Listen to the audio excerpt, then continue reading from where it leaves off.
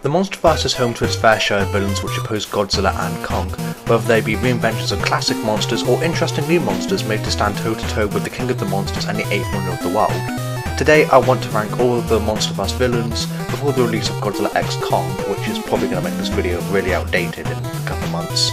Each monster will be ranked based on their role in the story, which means how prominent they are in the story and how much they affect both the human characters as well as the monsters. Without further ado, here's my ranking of all of the cinematic villains of the Monsterverse.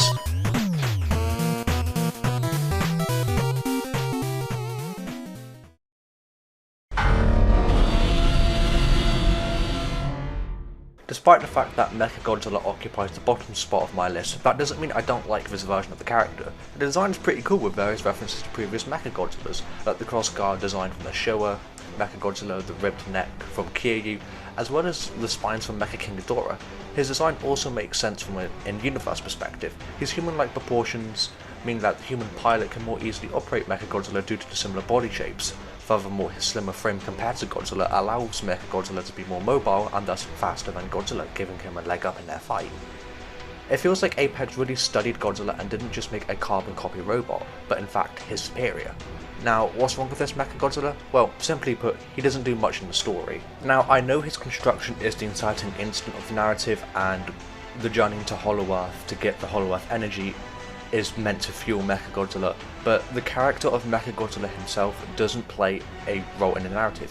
He shows up halfway through the movie without any build-up, and no, the post-credit scene of Godzilla King of the Monsters doesn't count. There's no allusion to Mechagodzilla with that scene, and that newspaper does not give any indication of his construction by Apex. In fact, it makes it seem like Monarch is building him. And then Mechagodzilla just wakes up to fight Godzilla after the Kong fight, so we can have an admittedly cool team-up sequence between Godzilla and Kong. Mechagodzilla doesn't interact with the main human characters, which I know to Godzilla fans doesn't matter because the phrase human characters is a synonym for bubonic plague, but for a well put together movie that doesn't really work.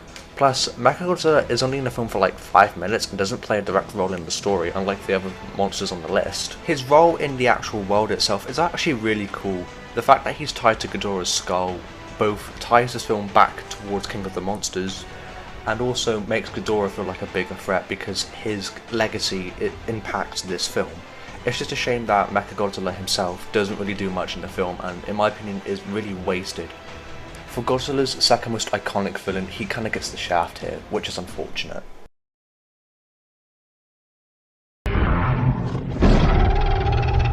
The fast villains of the Monsterverse definitely kicked off this universe in the right way. For this slot, I'll be counting both Mutos because it's my video and therefore I make the rules. Got it? Good. Their design is pretty cool. Mixing insect characteristics with the general vibe of mammals creates an unnatural appearance, giving them a creepy look. They don't look like any other Godzilla foes, which makes them stand out from his lineup of villains. Their EMP attack makes them a massive danger to both the human cast as well as Godzilla, and it's a unique power for a kaiju which doesn't really show up much, especially in the Godzilla franchise where most monsters tend to have just generic beam attacks. Furthermore, as they don't have a beam attack, it makes their fight of Godzilla feel more weighty and less beam spammy, like a lot of Godzilla fights. Furthermore, as they're more of a physical match for Godzilla, it makes them more intimidating, unlike certain foes. Space Godzilla. The thing I like about the Mutos is their role in the story. They're a pivotal part of the narrative throughout the entire movie and directly interact with the human characters, giving Ford Brody the motivation to fight them, so we feel more emotionally invested in his story. I think out of the two Mutos, I definitely prefer the Femme Muto. She has a really cool design and stands toe to toe with Godzilla really well. Plus, I don't know, I just really like this design. It's really cool for a villain.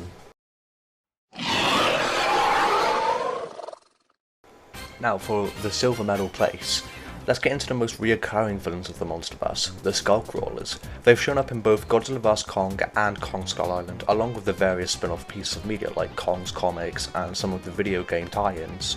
The reason why the Skull Crawlers take the silver medal is their role in the story and design. The Skull Crawlers look very unique for Kong villains. Most Kong villains in the past were either T-Rexes or very similar creatures, or just a giant serpent. The Skullcrawlers don't really look like any other Kong villains. They're a hybrid between his previous villains, which really makes them stand out from his lineup of monsters. Additionally, the Skullcrawler's actual skull face makes them kind of look creepy and really intimidating. You can kind of tell that these guys can take a beating from Kong, especially in the face. As the Skullcrawlers are quite prominent throughout Skull Island, as they are the main threat of the movie, it really makes them feel more tangible and real, as the human characters have a lot of screen time with the Skullcrawlers, especially in the Boneyard scene, which is my favourite sequence from the entire movie. And my favourite little thing that the Skullcrawlers do is their little tongue thing, where their tongue wraps around their targets. It's just so creepy and yeah, it's just great. I love it.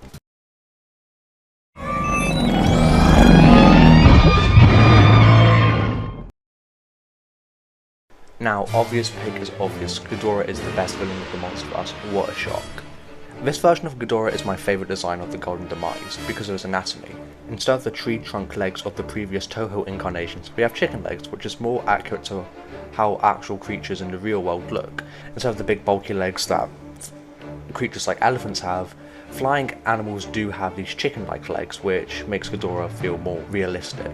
The spikes on Ghidorah's wings are also a nice touch, as it really shows that this version of the character can fight Godzilla in close quarters fights, which is an issue I've had with the character in previous incarnations. It never really looked like Ghidorah could put up a fight with Godzilla if they were fighting each other physically instead of just shooting beams at each other. This version of the character looks like he can put up a fight in close quarters, which is also helped by the fact that his heads are a lot more mobile. Speaking of the heads, the fact that each head has its own separate personality makes this version of the character really unique and adds a new dimension to the monster. It gives Ghidorah a level of unpredictability because you don't know what each head is going to do in the story. And now to actually get into Ghidorah's role in the story. After he's unleashed from the ice, he's a very pivotal part of King of the Monsters' story. He's at the centre stage of the narrative, which makes him feel like more of a threat, unlike certain other Monsterverse villains. Plus, the fact we get multiple fights between Godzilla and Ghidorah allows this version of the character to be built up even more. We see how these versions of the characters interact with one another, which is a nice touch. Something I also like about this version of Ghidorah is that he has history of Godzilla. Godzilla fans like to act like Ghidorah and Godzilla are these famed enemies that constantly fight, but in most incarnations of the characters, they always meet for the first time. These versions of the characters really feel like they have a rivalry and really hate each other due to their previous history. So yeah, that's my list of the Monsterverse villains. If you agree or disagree, let me know in the comments. I'd love to talk about this even more. And yeah, have a nice day everyone. See you around.